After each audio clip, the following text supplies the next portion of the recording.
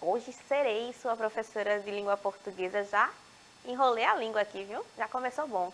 Olha, a gente está aqui ao vivo nos nossos estúdios, mas eu gostaria de relembrá-los que você pode reassistir essa aula quando e onde quiser, lá pelo canal do YouTube, tá certo? O Educa Recife. Entra no seu ano, que tem lá a playlist organizadinha, todas as disciplinas juntas, para que você maratone, tá certo? Me acompanhando na aula de hoje, eu tenho Elaine, que vai fazer a tradução para Libras, tá certo? Seja bem-vinda, Elaine. E a gente tem a professora Adriana no chat, se comunicando aí com vocês. Vamos dar um oi para ela? Olá, meus amores, estou aqui. Pois é, professora Vivi aí, arrasando na aula, então vamos juntos nessa. Estou aqui juntamente com ela e com vocês. Isso, vamos juntos, né? Simbora. Hoje a gente tem uma aula que é, na verdade, um deleite, né? Porque a literatura é isso. A gente vai fazer uma interpretação de texto. A gente sabe que interpretar texto é muito mais importante do que simplesmente tirar uma boa nota em português na escola, né? Interpretar texto é importante para a vida. E como você vai interagir com as outras pessoas, como você recebe as informações que são dadas diariamente, como você vai consumir a literatura fora da escola. Então, para fazer tudo isso, a gente precisa interpretar bem. Interpretar bem significa... Tudo bem? Significa também tentar entender as nuances do texto, aquilo que não está tão explícito, mas que está ali de alguma forma, tá certo? Além de saber as regras gramaticais, minha gente, é importante saber interpretar diferentes textos adequando a diferentes situações discursivas, porque a gente sabe que a linguagem e a língua, ela não é só gramática, né?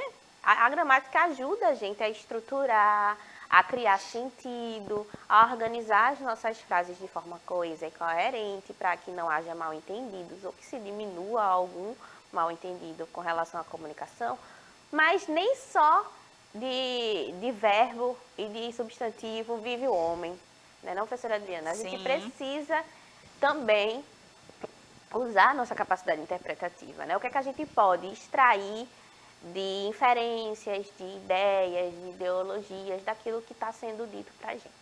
Então, é com esse olhar um pouquinho mais dinâmico que a gente vai tentar abordar os textos da aula de hoje, tá?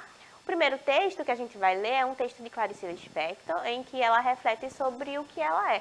Clarice, que é uma escritora brasileira, né, naturalizada, que é muito importante para a nossa literatura, né? A gente cresce lendo Clarice e lê Clarice para o resto da vida. Então, eu trouxe um trechinho de um texto que ela escreveu, que ela está pensando sobre si própria, né? E está pensando sobre o que ela é. Bora ler? O que eu queria ter sido. O nome para o que eu sou importa muito pouco. Importa o que eu gostaria de ser. O que eu gostaria de ser era uma lutadora. Quero dizer, uma pessoa que luta pelo bem dos outros. Isso desde pequena eu quis. Porque foi o destino me levando a escrever o que escrevi, em vez de também desenvolver em mim a qualidade de lutadora que eu tinha. Em pequena, minha família, por brincadeira, chamava-me de a protetora dos animais, porque bastava acusarem uma pessoa para eu imediatamente defendê-la. Eu sentia o drama social com tanta intensidade que vivia de coração perplexo diante das grandes injustiças a que são submetidas as chamadas classes menos privilegiadas. Eu queria agir. Em Recife, onde morei até 12 anos de idade, havia muitas vezes nas ruas um aglomerado de pessoas diante das quais alguém discursava ardorosamente sobre a tragédia social. E lembro-me de como eu vibrava e de como eu me prometia que um dia esta seria minha tarefa, a de defender os direitos dos outros. No entanto, o que terminei sendo, e tão cedo, terminei sendo uma pessoa que procura o que profundamente se sente e usa a palavra que o exprima. É pouco, é muito pouco. Então, a Clarice faz uma maneira brilhante já de começar. É um texto que já desperta alguma coisa na gente, né? A gente sabe que ele não foi leve. Embora seja muito agradável de ler, a gente sabe que Clarice está tocando em temas sensíveis para a nossa comunidade. Ela morou em Recife um tempo, isso é legítimo, né? Boa parte da infância. E ela se via nessa realidade social. A nossa cidade é muito plural, né? Tem muitos problemas, assim como toda cidade grande, né? Uma cidade com uma estrutura desse tamanho. Então, Clarice não era indiferente aos problemas da cidade, né? Desde muito jovem, ainda na infância, ela olhava para a nossa realidade e pensava como é que eu poderia ajudar essas pessoas. Por acaso, por destino, seja lá o que for, Clarice acabou se tornando escritora. E aí, por isso que ela fala que agora que ela virou escritora, ela usa a palavra para exprimir essas ideias que ela tem, né? Então, no fundo, esse texto é uma reflexão sobre qual é o nosso papel na sociedade, o que a gente pode fazer para tentar ajudar o outro e dessa forma ajudar a si próprio, já que estamos inseridos numa mesma sociedade, né?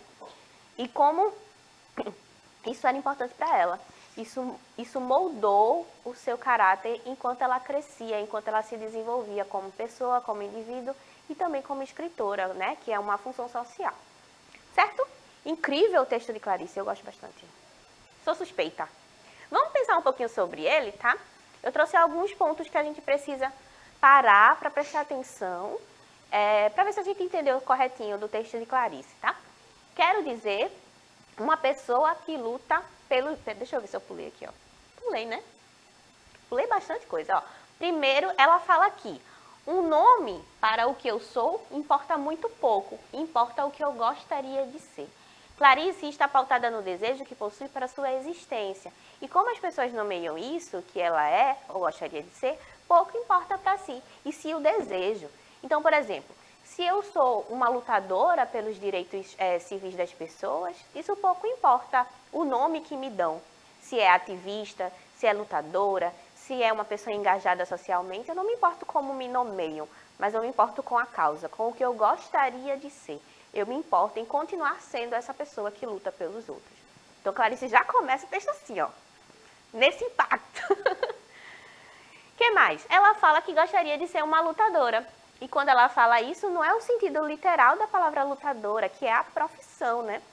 A gente tem pessoas que realmente entram no ringue, né? Lá tem toda uma técnica, várias lutas, e com vários anos de estudo para fazer aquelas lutas, né? Não é aleatório, não. Mas o sentido de lutadora que Clarice está falando aqui é um sentido metafórico, é um sentido de alguém que luta por uma causa, ou seja, uma pessoa que é valente, que tem coragem de ir atrás dos seus objetivos, tá? Logo descobrimos que o que ela gostaria de ser, uma lutadora. Contudo, será que a palavra lutadora está empregada no sentido da profissão? A gente sabe que não, né? Ela não era lutadora, pelo menos não se tem registro disso. Não li nenhuma biografia de Clarice dizendo que ela lutou MMA. Então, lutadora dela é realmente ser ativista e ajudar as pessoas da sua comunidade, do seu país, tá? Aí ela continua, quero dizer, uma pessoa que luta pelo bem dos outros, isso desde pequena eu quis. Ela mesmo já elucida no texto aquilo que ela está querendo dizer, né? Não deixa margem para outras interpretações não, tá? Embora a palavra lutadora possa ser entendida nos dois sentidos. Neste caso, a palavra lutadora oferece uma característica da personalidade de Clarice. Significa que ela quer ser alguém que não desiste de suas causas e ajuda os menos favorecidos.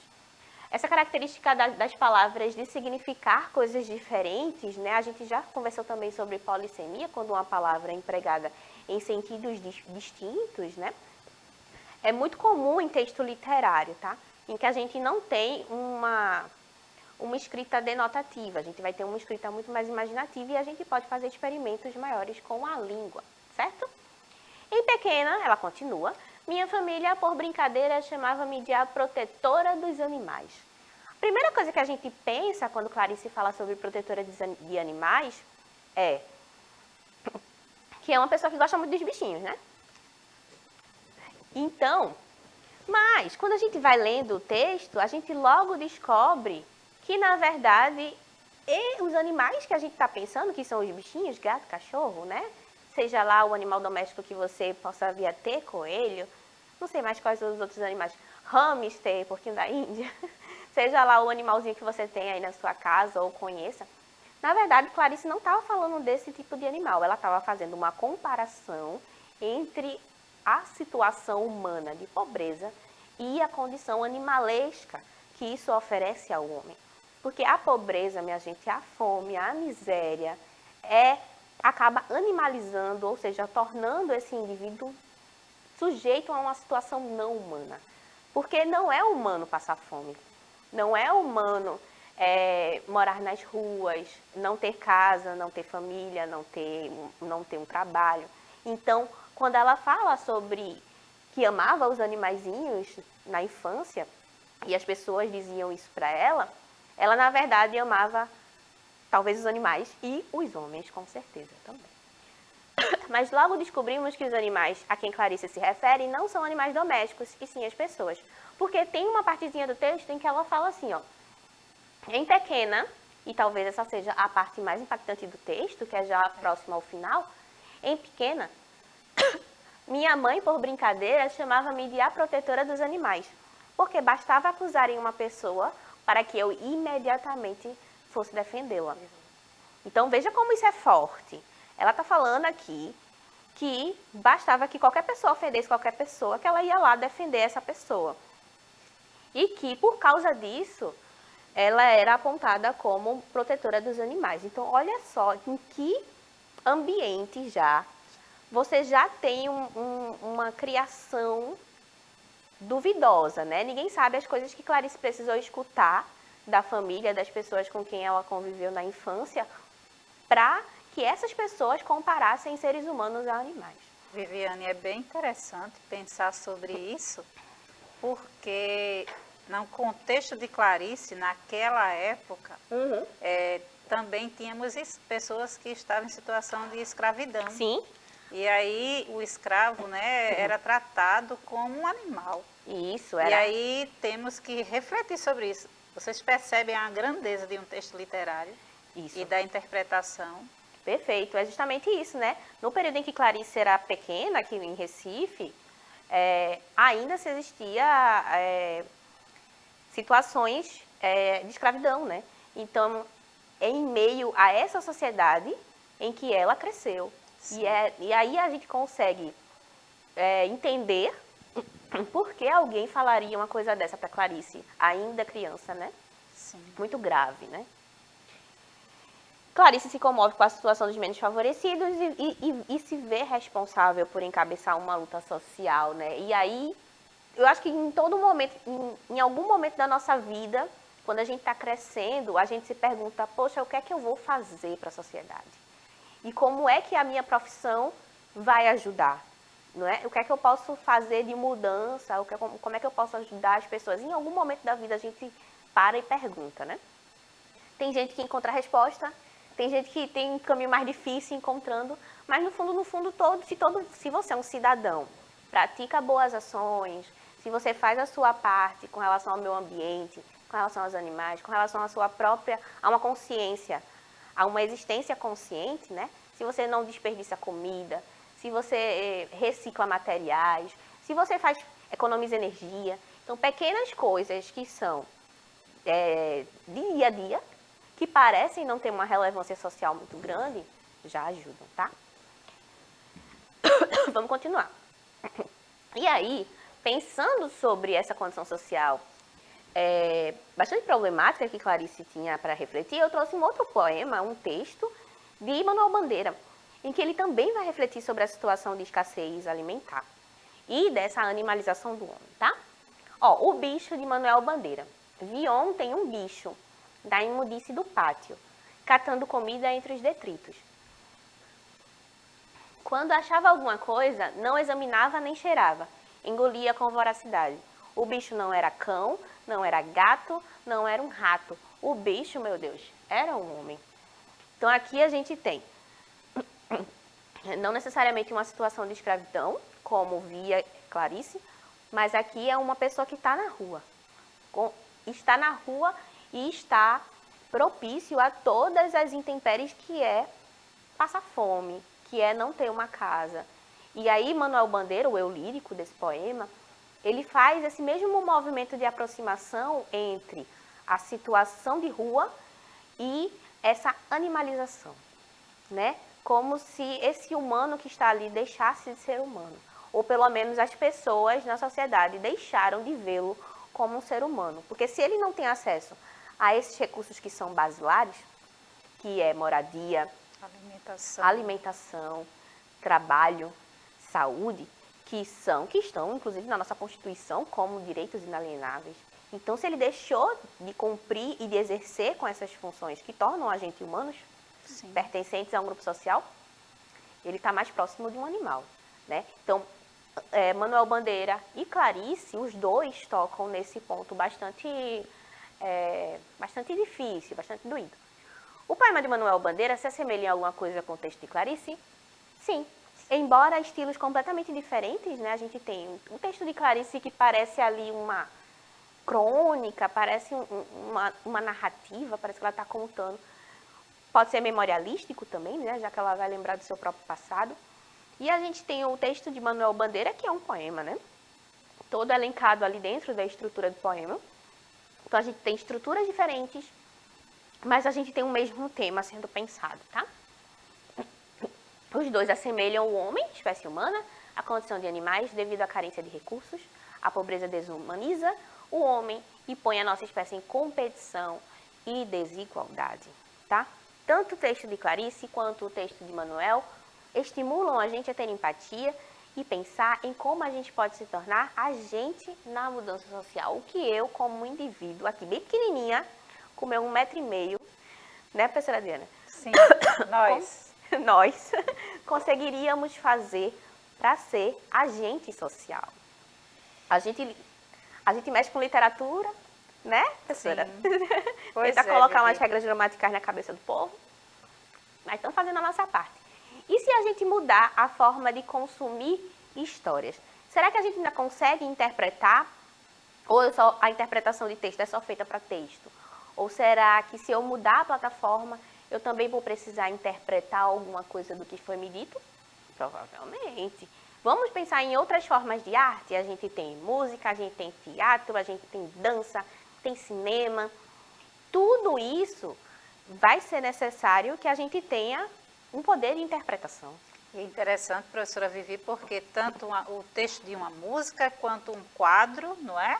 Quanto uma peça teatral, é uma arte e também é um texto, vale lembrar. E aí temos que ler e interpretar, seja o movimento, seja a escrita, não é? Com essa dimensão, não é? De interpretação. E o que a interpretação traz para a gente de aprendizado. Com certeza. É muito importante que a gente consiga sozinho fazer inferências daquilo que está sendo dito para a gente, independente da plataforma que está sendo utilizada para isso, né? Se é cinema, se é teatro, se é literatura, se é um ofício não literário, sabe? Tudo quer dizer alguma coisa. Para isso, eu vou pedir para vocês, e vai rodar agora um vídeo, que é, na verdade, um curta-metragem, e a gente vai tentar entender a história. O curta é um pouquinho mais leve, é bem mais leve do que os textos que eu trouxe aqui. A gente vai assistir e tentar entender a historinha. Depois eu volto para comentar o curta, tá certo? Roda aí, Billy.